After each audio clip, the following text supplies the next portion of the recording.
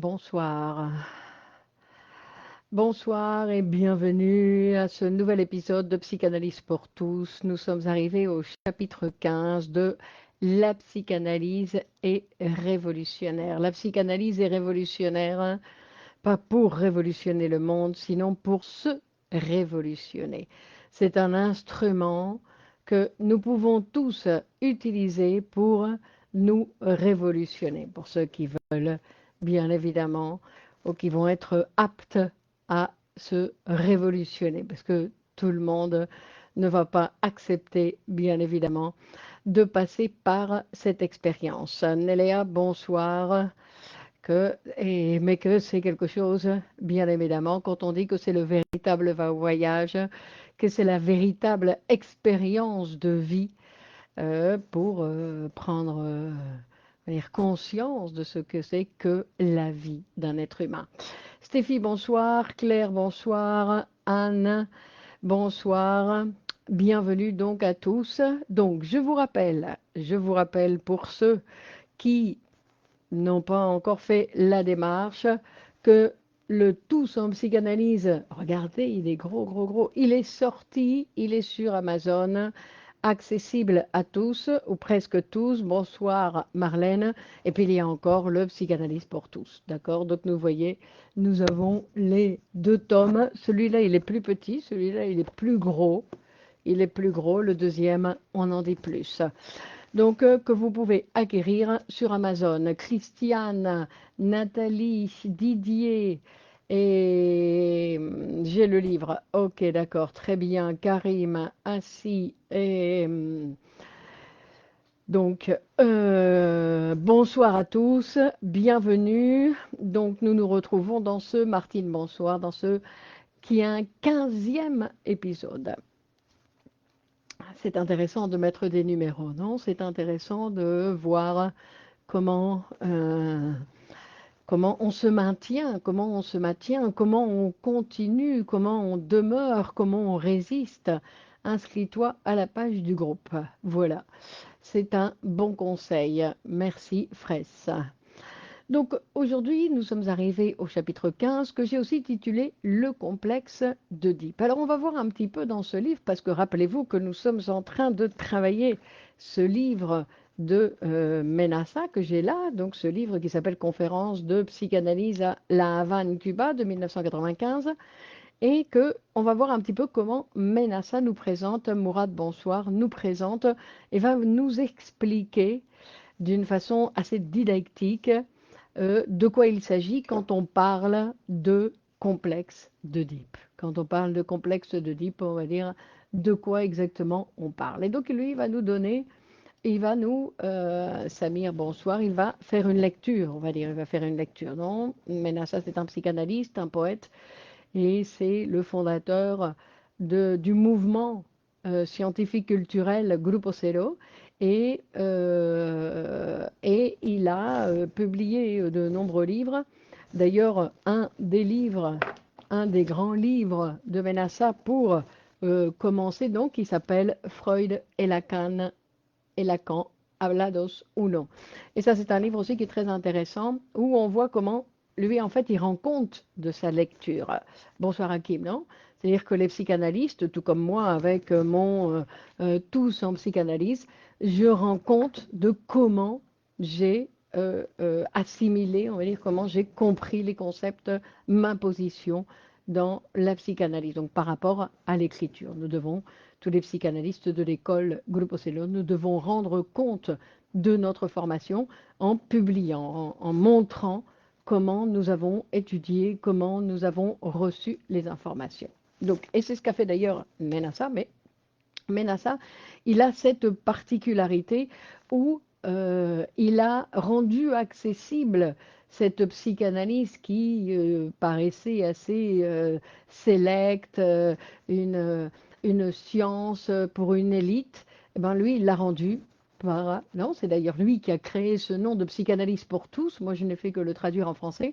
Et c'est lui qui a fondé la psychanalyse pour tous, c'était cette idée de psychanalyse pour tous, c'est-à-dire une théorie accessible à tous. Après, bien évidemment, pour tous, il faut aller lire Freud. hein, c'est le principal, c'est la base de la théorie. C'est-à-dire que, et en plus, il faut, pour comprendre Lacan, il faut avoir bien lu Freud. Parce que, comme Lacan le dit et le répète, moi je ne fais que montrer comment, lui aussi, il montre comment il a lu Freud. Donc, nous sommes toujours dans le terrain de la psychanalyse. Donc nous sommes arrivés au chapitre 15.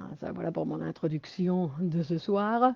Nous sommes arrivés au chapitre 15 et dans le chapitre 15, et on va parler ici de, nous allons inaugurer, on va dire, le chapitre de l'interprétation des rêves qui s'appelle matériel et source du rêve.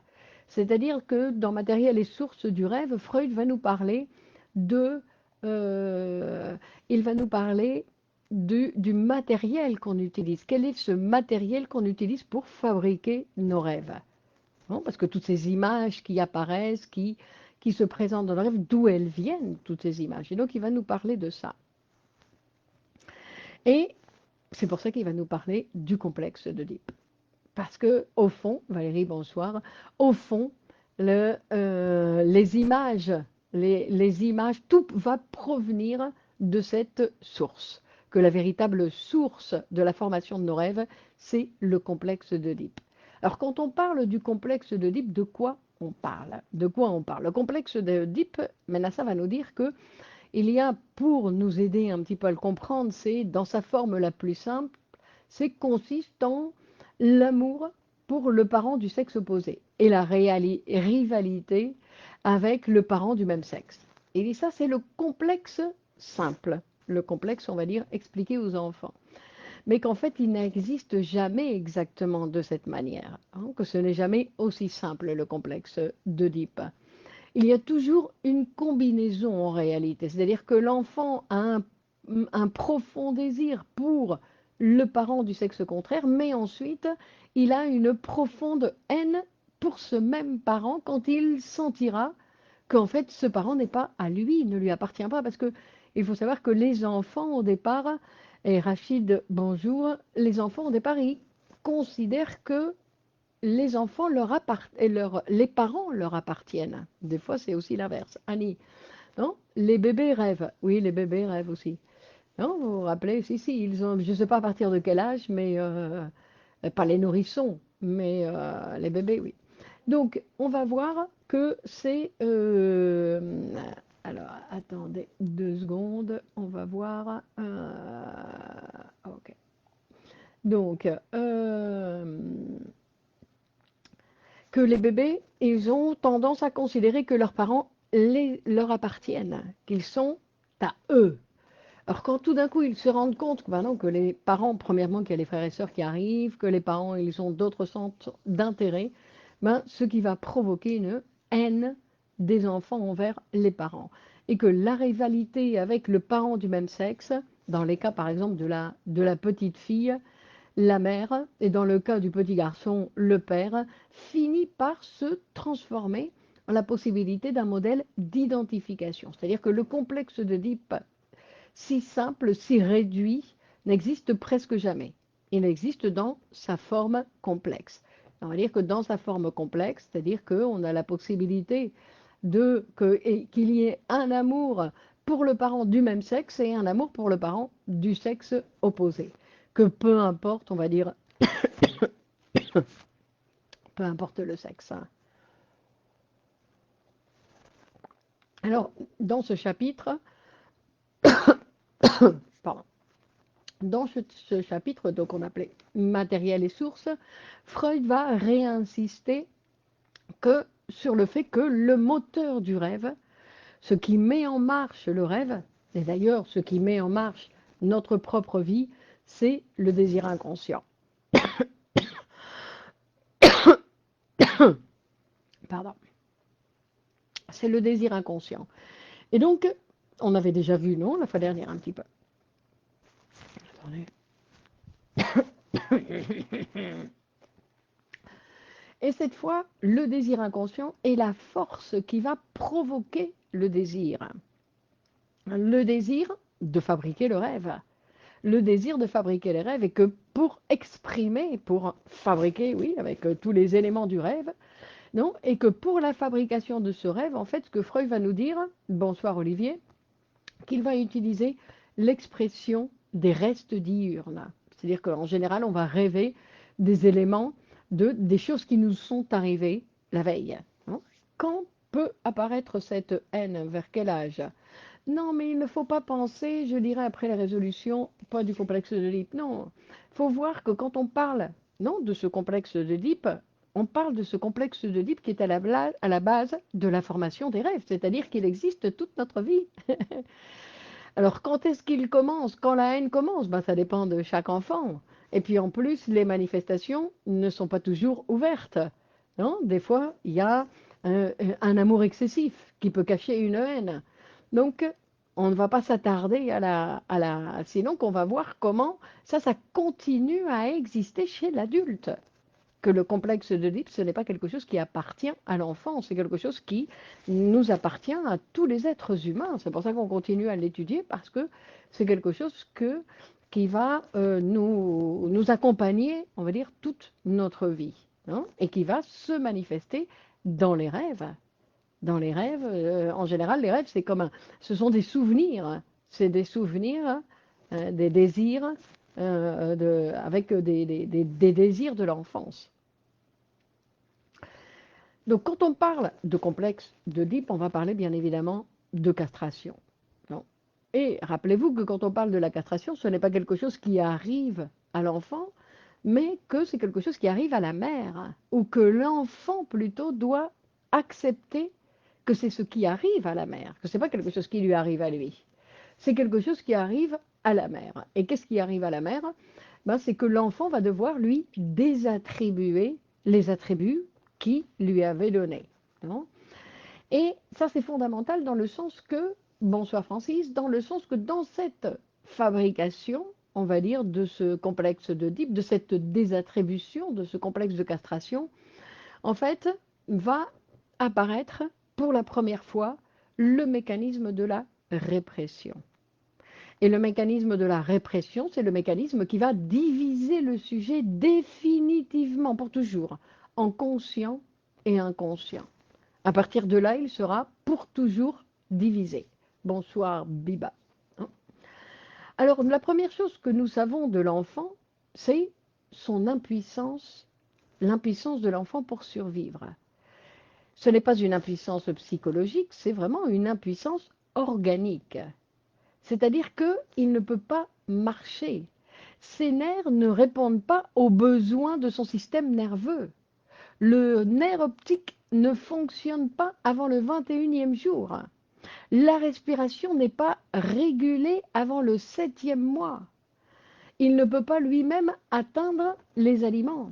C'est-à-dire qu'il a une complète dépendance à un autre être humain.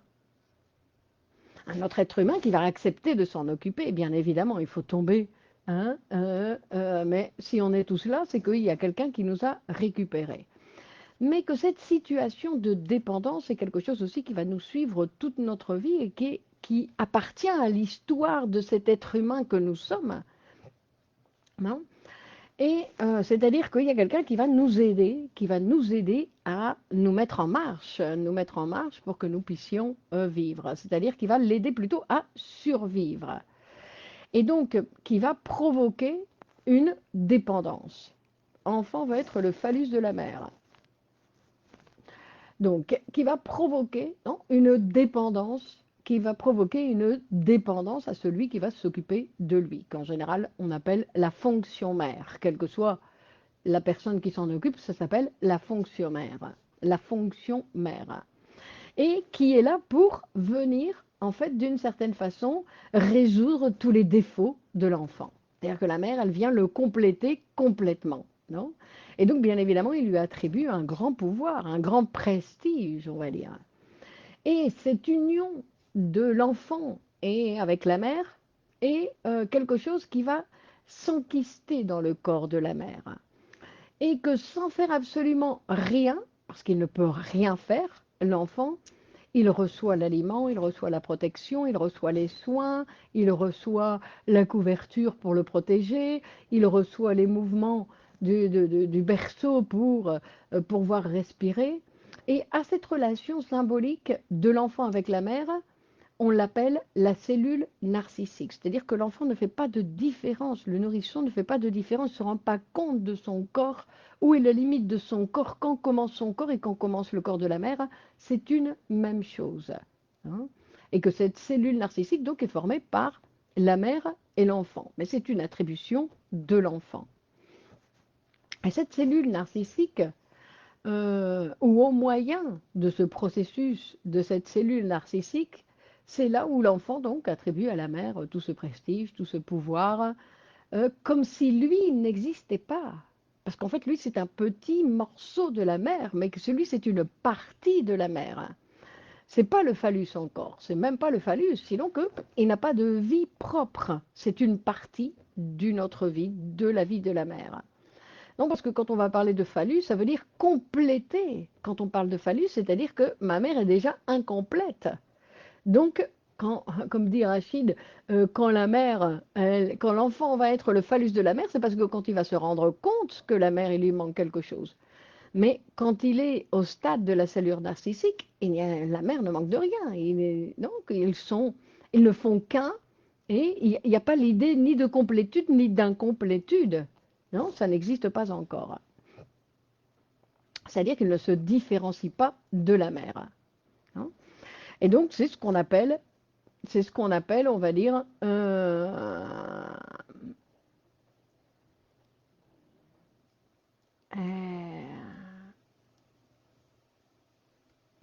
donc elle peut se considérer comme une mère phallique parce une chose, c'est une fusion mère-bébé. Donc, donc qu'est-ce que vous dites? Est-ce que c'est la symbiose? Non, ça s'appelle la cellule narcissique. C'est la cellule narcissique? Non, c'est quelque chose de théorique. Restons sur le terrain de la théorie. Non, n'allons pas voir le berceau pour voir comment ça se passe. On reste sur le terrain de la théorie. En fait, sur le terrain de la théorie, on va voir que pour le bébé, en fait, non, c'est la cellule narcissique, il n'y a pas de différence entre lui et sa mère. Par contre, pour la mère, si, il a une différence.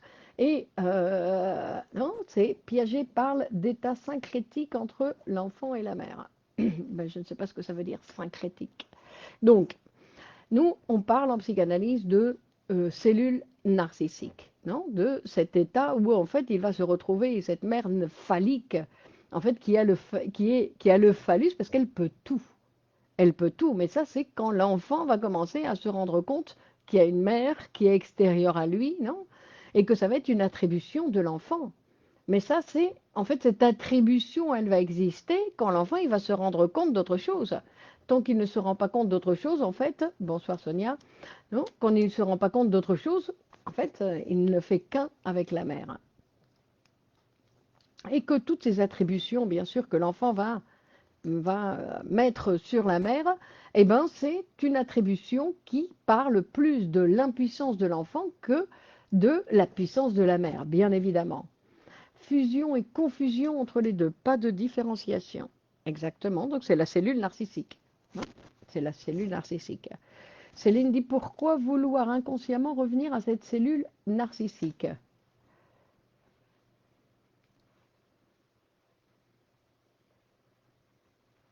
euh... Moi, je crois qu'il n'y a pas de vouloir revenir à cette situation. Je reviens, c'est vrai qu'il y a des maladies, on va dire, des maladies où il y a un retour à une étape parce que c'est sécurisant et déresponsabilisant.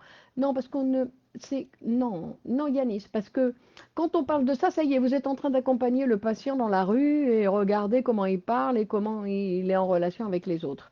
Non, c'est si il y a, comme dit Céline, c'est inconscient, il y a un retour à un stade antérieur, il y a un retour à la cellule narcissique, c'est une maladie grave. C'est pas question de désécurisant ou déresponsabilisant, c'est une maladie grave de revenir et de croire que je suis encore collé à ma mère. Hein. Parce qu'il y a différents types, non, de régression, on va dire. L'enfant ne quitte pas sa mère, c'est ce qu'on appelle ombre de la mère. Alors on va voir que tous, non, si nous parlons, nous avons tous quitté notre mère. Mais après, alors écoutez, on va continuer parce que le complexe d'Oedipe, ça ne se termine pas comme ça. Hein. On continue. Donc, je répète, et ça c'est important, c'est-à-dire que la mère phallique parle de l'impuissance de l'enfant et non pas de la puissance de la mère, que la mère aussi, la mère a le pouvoir terrible de donner la vie. Comment que le pouvoir terrible de donner la vie? Non, la mère, la femme, a la possibilité d'enfanter. Et c'est le travail que lui demande l'espèce humaine. Non? Et ou de prendre au sens psychologique, ou prendre le pouvoir. Non, elle doit s'occuper, c'est un travail. Être maman, c'est un travail. Non, on doit s'occuper, elle doit s'occuper de l'enfant qu'elle a eu. Et puis, il y en a des fois qui le font avec plus de facilité, qui sont plus contentes de ce rôle, et il y en a qui le sont un peu moins. Hein, mais que c'est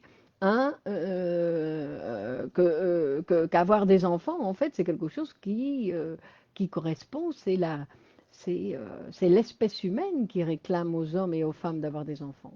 Ça ne veut pas dire que tous vont l'avoir, mais c'est quelque chose qui vient, c'est un désir qui vient, et des fois il n'y a même pas de désir, sinon que tout d'un coup la femme elle tombe enceinte, et puis après elle voit ce qu'elle fait avec cette, ce- ce- cette grossesse, mais que ce n'est pas quelque chose qui appartient à la femme ni à l'homme. C'est quelque chose qui appartient à l'espèce humaine. C'est pour ça que Ménasseh il disait toujours que l'espèce humaine, elle s'en fout si l'enfant il est mal formé, s'il naît tordu. Tout ça, c'est pas quelque chose qui intéresse l'espèce humaine. L'espèce humaine cherche la reproduction, la survie de l'espèce humaine. Et que pour qu'il y ait survie, il faut qu'il y ait production d'enfants, production d'enfants, production d'enfants. Hein. Et pourquoi une baisse de la natalité? Bon, alors Céline, ce n'est pas quelque chose dont s'occupe la psychanalyse. D'accord? Et ça se passe dans l'inconscient, exactement, Samir. Non, c'est quelque chose qui a lieu dans l'inconscient, on va dire. Non, parce que la natalité ou la baisse de natalité, ça correspond, non, à une situation sociale. Je veux dire, ça correspond à une situation sociale. Ce n'est pas. Après, on peut se poser la question. En psychanalyse, la femme qui vient se psychanalyser ou l'homme qui vient se psychanalyser, pourquoi il veut des enfants et il n'y arrive pas à l'avoir, ou pourquoi il n'en veut pas, ou mais ça c'est une autre question. Hein. C'est là, je veux dire, rappelez-vous, la psychanalyse s'intéresse, s'occupe en exclusivité du sujet psychique. Hein. Après, c'est vrai que la psychanalyse est un instrument qui va permettre de lire des structures plus importantes que des structures sociales. Donc, c'est un instrument qui est utile. Mais disons que ce n'est pas le sujet de ce soir, ni quelque chose qui correspond à la psychanalyse de s'occuper de ça, non? De dire tomber enceinte, tomber amoureux, curieux quand même cette expression. Et ça, c'est intéressant, Francis, parce qu'on dit que l'amour fait partie de quelque chose qui appartient plus à l'espèce qu'au sujet psychique. Quand on va amoureux pour qu'il y ait la reproduction, pour pouvoir faire des enfants, je tombe amoureux de cette femme, comme ça je peux avoir des enfants avec cette femme, et puis à deux, on peut s'occuper de l'élevage de ces petits. Non. Donc on dit que l'amour appartient à la reproduction. Donc,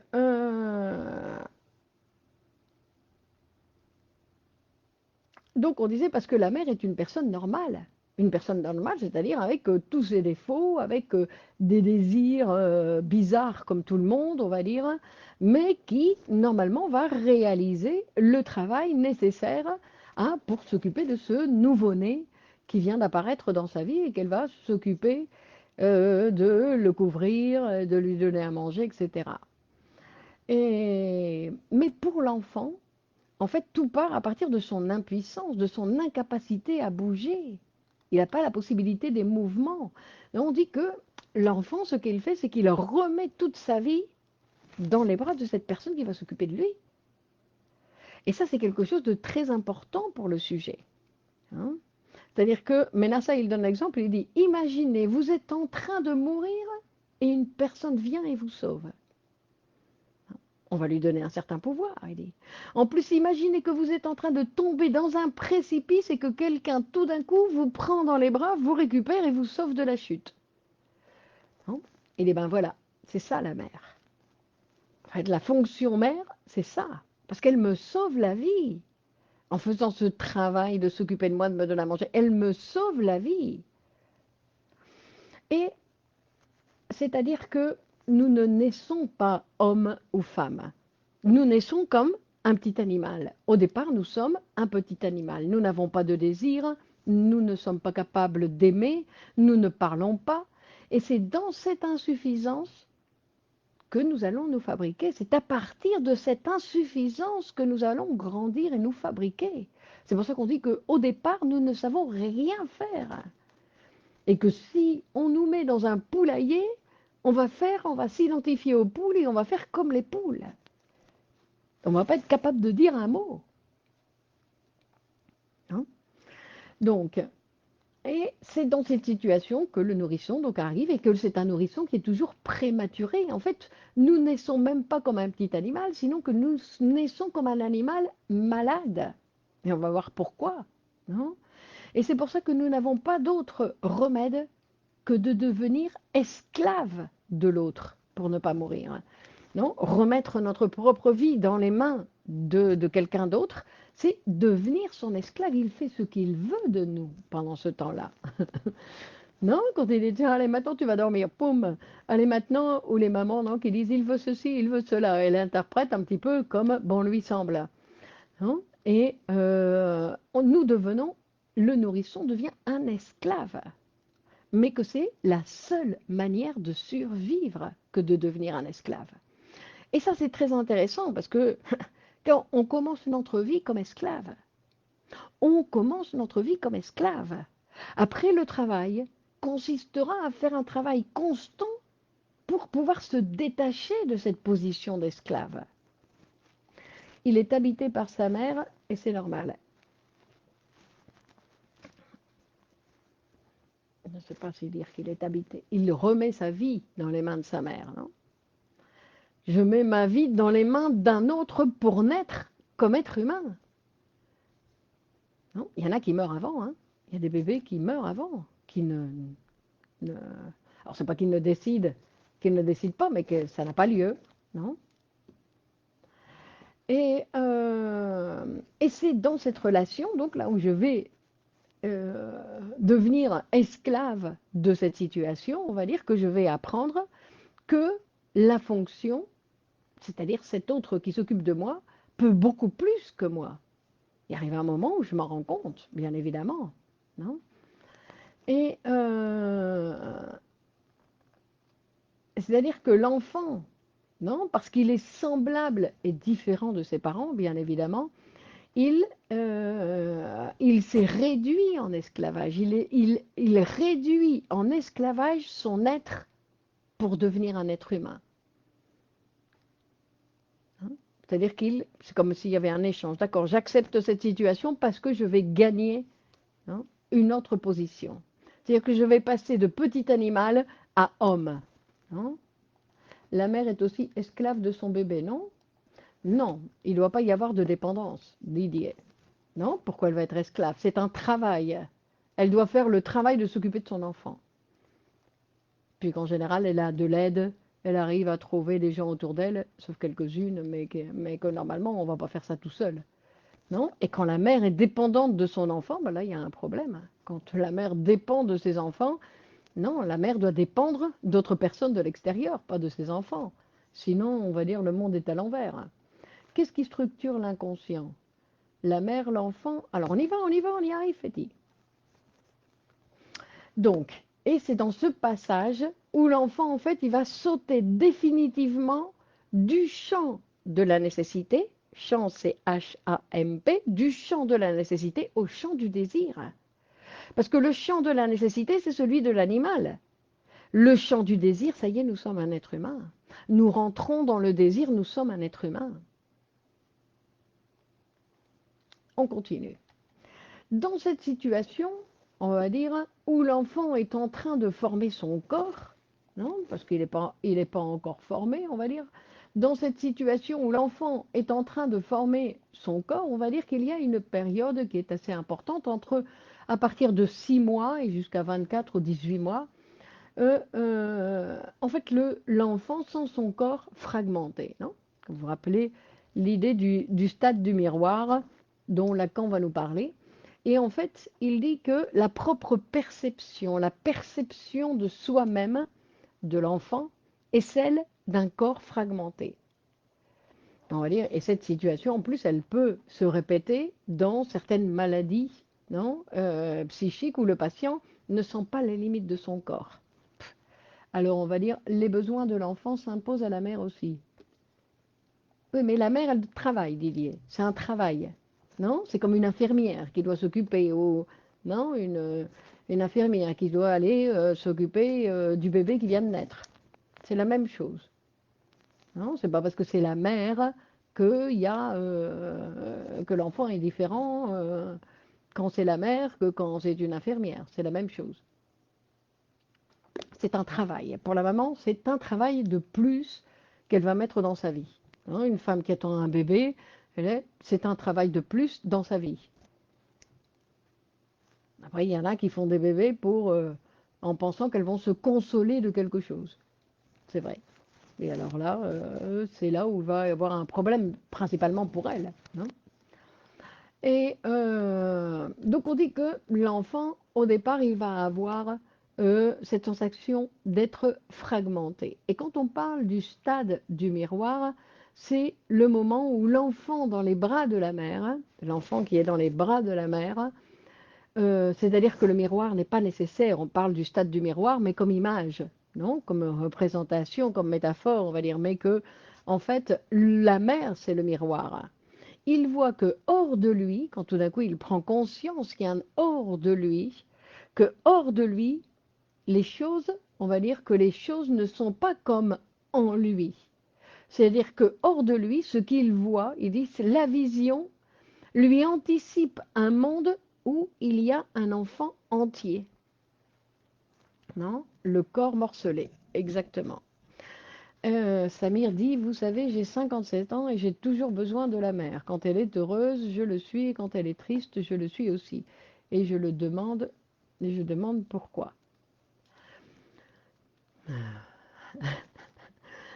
Eh bien,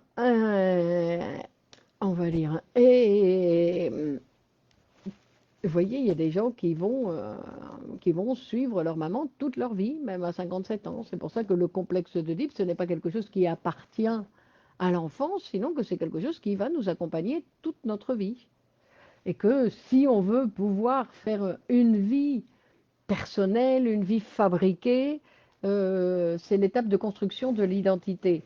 C'est l'étape de construction de l'enfant, mais la construction, Hakim, elle va durer toute la vie. On n'est jamais terminé.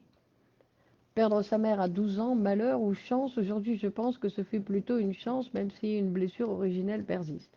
Et c'est une idée, la blessure, c'est une idée. Non? Mais que la construction se fait toute notre vie. Toute notre vie, on va continuer à se construire. C'est pas que ça y est, on a tel âge et ça y est, la construction, elle est terminée. Non, non, on continue à se construire. On continue à se faire, à se fabriquer, la machine continue à fonctionner. D'accord, rappelez-vous, on va dire, Mokhtar, bonsoir. On va dire, d'ailleurs, on va voir que tant que l'appareil psychique n'est pas constitué, il n'y a ni complexe d'Oedipe, ni de castration, ni rien du tout. Là, comme maintenant, on parle de cette première étape, mais c'est un petit animal. Bonsoir Michel. Il n'y a pas de. C'est un petit animal, il n'y a pas d'appareil psychique encore dans ce petit animal. L'appareil psychique que l'enfant, que le nourrisson utilise, c'est l'appareil psychique de sa mère, puisqu'il n'y a pas de différence, ils ne forment qu'un. Donc on disait que ce qu'il voit hors de lui, il voit qu'il est entier, et que lui, il se sent donc, comme dit comme dit Didier, je crois que c'est, non, Féti, le corps morcelé. C'est-à-dire que il se sent morcelé par rapport à ce corps. Et vous voyez, ça c'est une situation aussi qui se répète chez de nombreuses personnes. C'est-à-dire qu'il y a encore des gens qui, à n'importe quel âge, continuent à sentir que l'autre, il est plus complet que moi.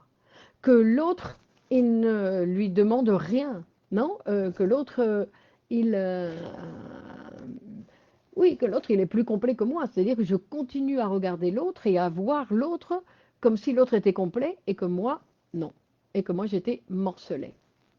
Samir précise qu'il est marié et qu'il a 3 filles. Non, en plus.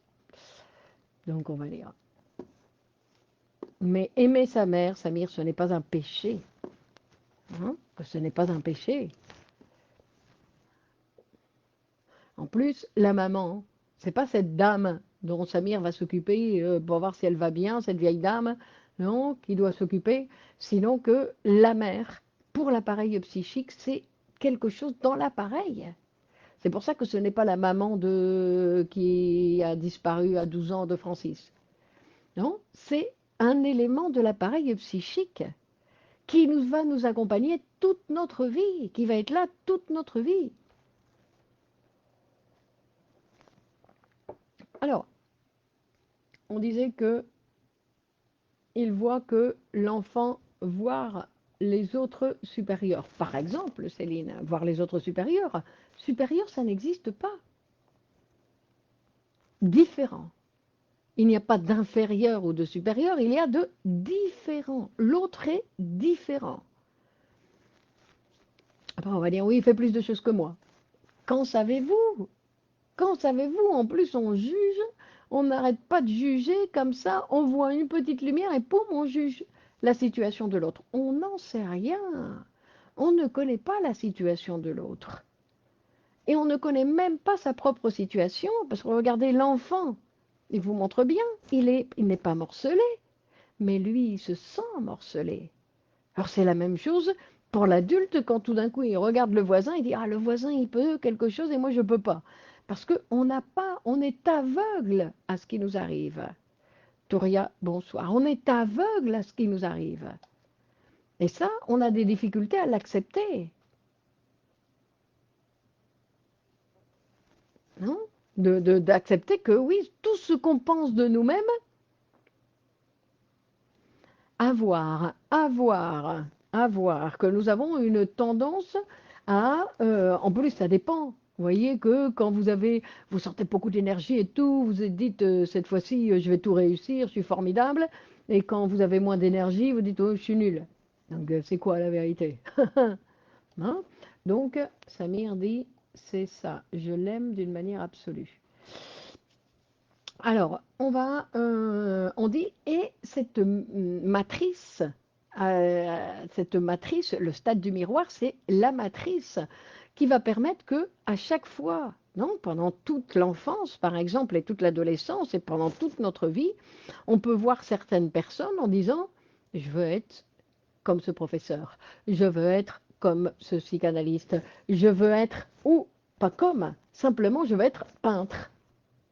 C'est-à-dire que ça va être la matrice qui va me faire fonctionner en disant je veux ça comme l'autre. Ou d'une manière différente, parce que comme l'autre ce n'est pas possible, mais je peux avoir la manière de dire non, je veux quelque chose, je veux cette complétude que je vois en l'autre. Parce que je veux la complétude. C'est-à-dire que c'est quelque chose qui va nous suivre ou qui peut nous suivre toute la vie. C'est-à-dire, je vais me sentir incomplet, que je verrai que la complétude existe, mais hors de moi, jamais en moi, hors de moi. Non. Bon, après, je dis jamais en moi, mais il y a certaines maladies où certaines personnes peuvent se sentir complètes, non? Bien évidemment. C'est de l'identification. Ça va être la matrice de l'identification. C'est à partir de là que va pouvoir fonctionner l'identification.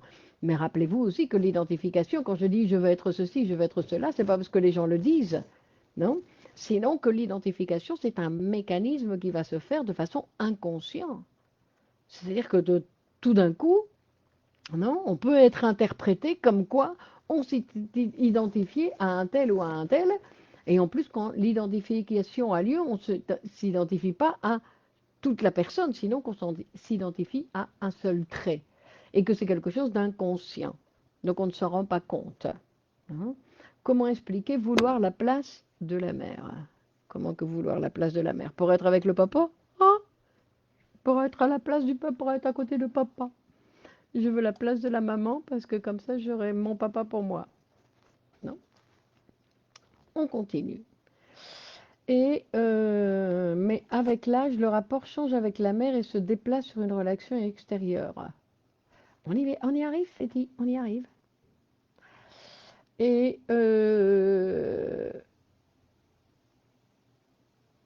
en plus, si vous regardez dans un miroir, quand vous vous regardez dans un miroir, vous avez une nouvelle dimension, vous avez une dimension virtuelle. Vous avez cette image devant vous, non, comme moi devant la caméra, on va dire, euh, une image virtuelle devant nous. Et parce que le miroir est accroché au mur et l'image elle apparaît de l'autre côté. Donc l'image apparaît de l'autre côté du mur, donc on gagne un espace virtuel. C'est ce qu'on appelle une image virtuelle, non? Et le lieu de cette image virtuelle, c'est à partir de la constitution donc du stade du miroir, c'est le lieu où va se placer toutes les autres personnes. Toutes les autres personnes qui vont apparaître dans ma vie, boum, ils vont prendre cette place du miroir. Non, ce sera toujours, je vais toujours regarder l'autre comme si c'était mon image. C'est-à-dire que je vais passer mon temps à comparer. Non, c'est quand on se compare aux autres, comme si c'était possible d'ailleurs. Alors vous savez que le chimpanzé, le singe, quand on le met devant un miroir, à 6 mois, il fait des grimaces. Il fait des grimaces au miroir. Mais l'enfant ne peut pas faire de grimaces au miroir parce que l'enfant croit que, que l'enfant, en fait, il est vaincu par son image. Il ne croit pas que c'est lui qui produit l'image. Il croit que c'est un autre, que celui qui est en face de lui, c'est un autre. Il ne croit pas que c'est lui qui donne l'image, mais qui se sent impacté par cette image qu'il a devant lui. Hein. C'est-à-dire que la formation de son propre corps vient de l'autre, qui est lui, mais vient de l'autre. Et de l'autre, quel est le corps? Le corps de la mère. Parce que c'est là où il va se regarder, non? Dans cette toute-puissante, celle qui est complète, la mère qui est complète. Et ça, c'est la première bataille, Ménassa, il dit que ça, c'est la première bataille que l'enfant va perdre contre sa propre image. Dans le sens que face à son image, parce qu'il ne se rend pas compte que c'est lui qui provoque l'image. Première bataille perdue. Première bataille perdue dans le sens où il se trompe. Mais il se trompe, mais nous nous sommes tous trompés, il n'y a pas moyen de faire autrement. Hein? C'est pour ça qu'on dit que c'est à ce moment-là que c'est même pas un animal, sinon que c'est un animal malade. Ce n'est même pas un être humain, donc ni un animal, c'est un animal malade parce que l'animal, lui, le singe, il sait que c'est lui qui produit l'image. L'animal, il sait plus que nous. Hein.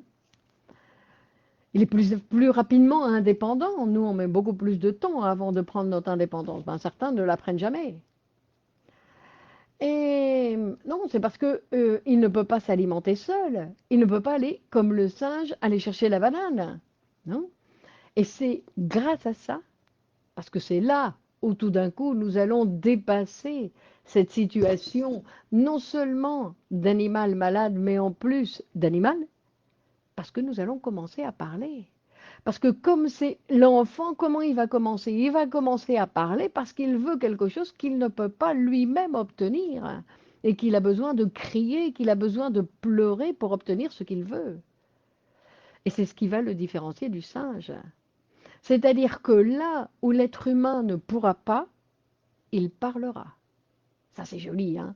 Là où l'être humain ne pourra pas, il parlera. Et ça c'est intéressant pour justement l'idée de la psychanalyse, c'est-à-dire qu'il y a des choses que je ne peux pas faire mais que je peux dire. Comment sortir de ce morcellement?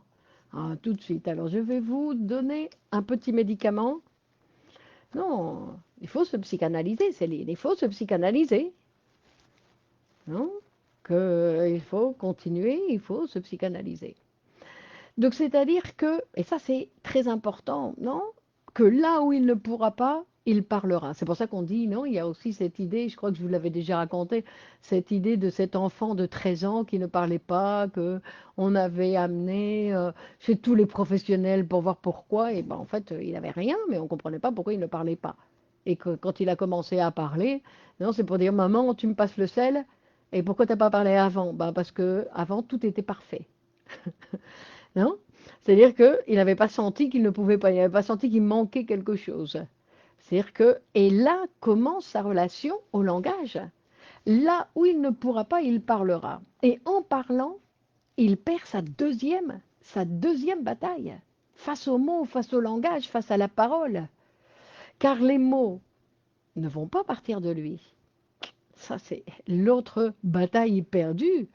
Les mots vont partir de ce qu'on appelle l'autre, avec un grand A, l'autre avec la majuscule. Parce qu'il va recevoir les mots.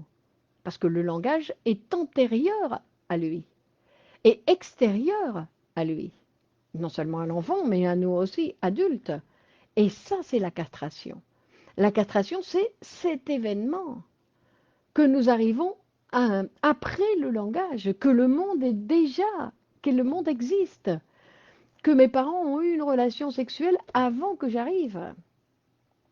M'occupant d'une personne atteinte de la maladie d'Alzheimer, je me suis aperçue qu'il ne se reconnaissait pas dans le miroir et se parlait comme un autre. C'est du mutisme. Comment que c'est du mutisme? C'est à cette phrase que le psychotique régresse. À cette étape, non? À cette étape, vous dites à cette phase. Le psychotique va régresser à l'étape où, en fait, non. Non, on va dire, c'est une étape, en fait, où l'enfant croit, non, parce qu'il y a tout un processus, où l'enfant croit au départ notre relation au langage, je vais dire banane, et tout de suite je vois la banane. Je ne peux pas imaginer que banane, ça s'utilise aussi pour une insulte, et banane. Non, c'est-à-dire qu'il y a tout un apprentissage pour être en relation avec le langage. Parce qu'au début, l'enfant, le mot est collé à la chose. Et ça, c'est la position du psychotique. Hein. Alors, comment c'est possible de sortir de là? Non? Comme Céline demanderait. Ben, en fait, pour l'enfant, parce que nous sommes déjà sortis de là. La seule chose, c'est que de temps en temps, on retourne. On va retourner quand la réalité ne donne pas toutes les satisfactions que j'attends de cette réalité, parce qu'en général, j'attends énormément de satisfactions. Donc, ben, je vais chercher des satisfactions antérieures, on va dire. Donc, la satisfaction de la pulsion, je vais les chercher dans des mécanismes, on va dire, des mécanismes antérieurs. Pardon, ma fille de 3 ans vous aime bien, elle a envoyé plein de petits cœurs. Ok. Un gros bisou à votre fille. Alors, comment c'est possible, on va dire, que tout ça arrive ou qu'est-ce qui va se passer maintenant?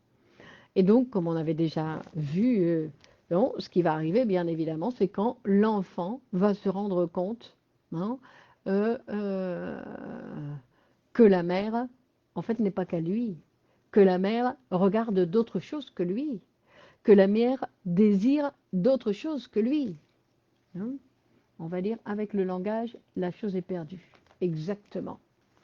Mais ça, c'est un apprentissage, pas tout de suite, non, c'est un apprentissage. L'enfant qui refusait de parler, l'enfant qui refusait de parler, non, c'est qu'il considérait que tout était parfait. Non, ce qu'on veut dire, c'est que l'être humain commence à parler parce que ce n'est pas parfait. Parce que rien n'est parfait, c'est pour ça qu'on parle.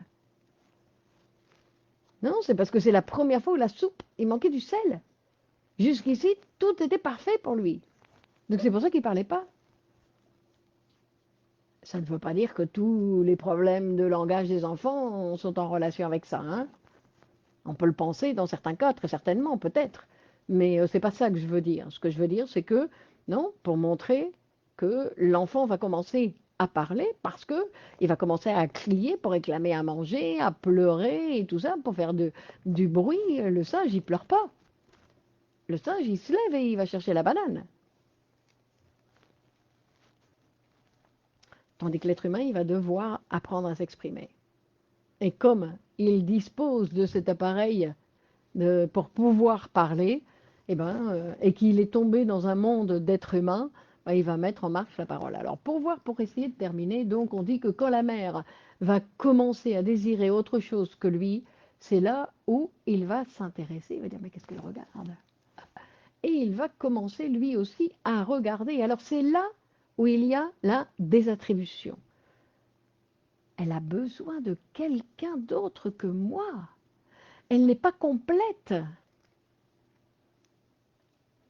La castration vient de cette rencontre avec le langage, la castration vient de cette rencontre où quand je me rends compte que ma mère n'est pas complète, on y arrive, on y arrive. Quand, non, parce qu'on dit que la castration, c'est l'événement de la parole, c'est-à-dire de se rendre compte que le mot n'est pas la chose. Hein, et que le langage est extérieur à moi, que quand moi je parle, c'est pas moi qui décide ce que je vais dire, qu'il y a un autre en moi qui parle pour moi. C'est pour ça que des fois j'oublie, des fois je fais des lapsus, des fois je fais des actes manqués. Hein. Et on va dire que donc on va dire que le monde s'ouvre pour l'enfant quand il se rend compte que la mère regarde autre chose. Et qu'à partir de là, il va lui désattribuer, en fait, toutes ces attributions imaginaires, le prestige, le pouvoir qu'il lui avait donné, tout ça, ça va se casser la gueule. Elle ne peut pas toute seule, elle a besoin, elle aussi, d'autres personnes comme moi. Moi, j'ai besoin d'elle, mais elle aussi, elle a besoin que moi, je ne lui satisfais pas, parce qu'il y a ça aussi, que lui, il pensait que dans cette cellule narcissique, que tous les deux ensemble, non, ils formaient un tout merveilleux. Mais Freud va nous rappeler que ce que l'homme a obtenu, il ne l'abandonnera jamais. Que la jouissance qu'il a vécue, il ne peut pas s'en passer. Et que cette jouissance, en fait, ce qui va se passer, cette relation avec la mère, cette jouissance de cette relation avec la mère, en fait, il ne va jamais l'abandonner. Et qu'est-ce que ça veut dire qu'il ne va jamais l'abandonner? Pas comme dans le cas de Samir, sinon qu'il ne va jamais l'abandonner parce que, en fait, il va la transformer en inconscient. En fait, parce que cette mère phallique, quand il va se rendre compte qu'elle n'existe pas, que c'est une invention que lui il a faite, il va dire d'accord, elle n'existe pas, mais moi je vais continuer à l'aimer complète dans l'inconscient. Hein? Et la castration, c'est là où le sujet se divise en deux, castré. La castration, c'est là où le sujet se divise en deux, parce qu'en fait, il ne renonce pas complètement à sa mère. Il renonce, mais pas complètement. C'est-à-dire que dans l'inconscient, il va maintenir cette relation avec cette mère phallique. Mais dans la réalité, il va dire, d'accord, ma mère, c'est une femme. Mais dans l'inconscient, moi, je continue à avoir ma relation avec cette mère toute puissante. Non? Donc, et qu'il va reconnaître que sa mère, c'est une femme, que sa mère désire autre chose que lui, et maintenant, l'enfant désire ce que la mère désire. Non? Il y a cette nouvelle étape où, en fait, il va désirer ce que la mère désire. Il va désirer ce qu'il lui montre qu'elle désire. Et c'est là où l'enfant est entré dans le monde. C'est là où l'enfant se transforme. En fait, quand, grâce au mécanisme de la répression, il va se diviser, que va se former l'appareil, que la vie de l'être humain va commencer. C'est à partir de là, pour la psychanalyse, hein, pour la psychanalyse. Pour d'autres théories ou pour d'autres manières de voir, ça va être autre chose. Mais pour la psychanalyse, on dit que l'être humain commence là, commence avec le sujet psychique. Le sujet psychique se forme avec la première répression qui va diviser le sujet. C'est-à-dire qu'à partir de là, nous allons pour toujours être inconscients et conscients. C'est-à-dire qu'à travers le désir de la mère, mais pas du désir de la mère qui le regarde, mais du désir de la mère qui regarde autre chose, une autre personne. Et c'est là, non, ce qu'on appelle le tiers. Le tiers qui va se présenter, en fait, que ça peut être le père, ça peut être le travail de la mère, ça peut être n'importe quoi, ça peut être quelque chose que désire la mère. hein. Et c'est ça qu'on appelle le complexe d'Oedipe. C'est-à-dire le processus, ce qu'on vient de voir, c'est le processus par lequel nous allons passer pour nous humaniser.